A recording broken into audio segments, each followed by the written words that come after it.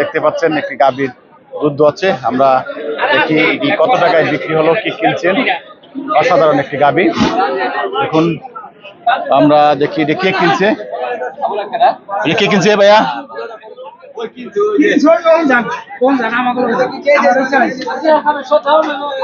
ভাইদের সাথে কথা বলি। হরজতপুর হাটে।